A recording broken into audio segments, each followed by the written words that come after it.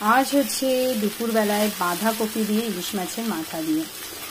এখন এই সিজনে না বাঁধাকপি খুব একটা খেতে ভালো লাগে না, কিন্তু ইলিশ মাছের মাথা দিয়ে বাঁধাকপি ভালোই লাগে, সেটা শীতকালে।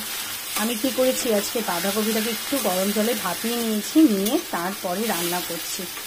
নয়তো ঠিক ভালো লাগে না, বাঁধাকপির যে গন্ধটা শীতকালে বেশি ভালো লাগে। কিন্তু ওই যে বাঁধাকপি বাজারে উঠেছে, ইলিশ মাছও উঠেছে, তো বাঁধাকপি দিয়ে ইলিশ মাছের মাথা দিয়ে খেতে কার না ভালো লাগে, সবারই ভালো লাগে। তাই জন্যই বাঁধাকপিটাকে একটু গরম জলে ভাপিয়ে নিলাম, ওর যে গন্ধটা সেটা ব্যাস বের করে দিলাম।